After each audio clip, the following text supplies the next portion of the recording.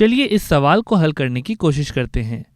यहाँ पे हमें दो अवयव गिवन हैं, अवयव A और अवयव B, और हमें ज्ञात करना है a plus B, a minus B और 3a। तो शुरू करते हैं पहले पार्ट से। यहाँ पे मुझे इस अवयव यानी इस मैट्रिक्स को इस मैट्रिक्स के साथ ऐड करना है। तो a प्लस बी के लिए मैं पहले a लिख देता हूँ, यानी कि इस अवयव को यहाँ पे कॉपी कर देता हूँ। तो ये आ गया मेरा अवयव a, प्लस मुझे इस अवयव को इसके साथ ऐड करना है, तो इसे भी कॉपी कर देते हैं। ये आ गई मेरी दूसरी मैट्रिक्स। ओके, तो इन दोनों को ऐड करने के लिए हम क्या कर सकते हैं? तो इन दोनों को ऐड करने के लिए हम a के पहले एलिमेंट को b के पहले एलिमेंट के साथ ऐड करेंगे।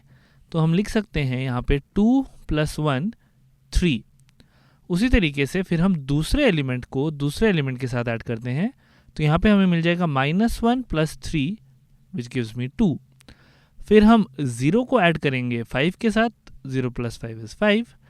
और फिर 7 को 0 के साथ, तो यहाँ पे मिलेगा 7। फिर 0 और 4 को ऐड करेंगे तो मिलेगा 4, और -5 और -8 को ऐड करेंगे तो मिलेगा -13। तो ये हो गया हमारा मैट्रिक्स का एडिशन। इस तरीके से हम किसी भी दो अवयव को ऐड कर सकते हैं। यहाँ पे आपने एक चीज़ देखी होगी कि इन दोनों अवयव की कोटि बराबर थी। इसकी कोटि भी थी 2/3 और इसकी कोटि भी थी 2/3, यानी 2 रोज और 3 कॉलम्स।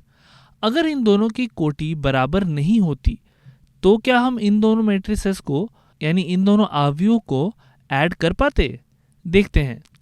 अगर हम ये ले लें 2 - 1 7 और 0, और दूसरे अवयव को यही रखें, यानी कि 1 3 5 0 4 और -8, तो आप देखेंगे कि मैथ्स में ऐसे दो अवयव को जिनकी कोटि बराबर नहीं है, इनका एडिशन डिफाइन करने का कोई तरीका नहीं है। आप 2 को शायद 1 के साथ कर लो, -1 को 3 के साथ, बट 5 का क्या करोगे? क्या उसको ऐसे ही लिख दोगे? नहीं, ऐसा हम नहीं करते हैं। जब दोनों अवयवों की कोटि बराबर ना हो, जो कि यहाँ पे नहीं है, इसकी कोटि है 2/2 और इसकी कोटि है 2/3, तो इन दोनों का एडिशन या इन दोनों का जोड़ डिफाइंड नहीं होता, यानी वो परिभाषित नहीं होता। ठीक है, तो अगर ये क्लियर है तो हम आगे बढ़ते हैं अपने अगले सवाल की तरफ, जो कि है a - b। इसके लिए हम क्या करेंगे? हम वही चीज़ करेंगे जो एडिशन के लिए किया था, बस यहाँ पे प्लस की जगह माइनस लिख देंगे, यानी कि हम हर टर्म को सब्ट्रैक्ट करेंगे। तो चलिए ये भी करते हैं। यहाँ पे मैं लिखता हूँ a - b और अपने दोनों टर्म्स को यहाँ पे लिख लेता हूँ।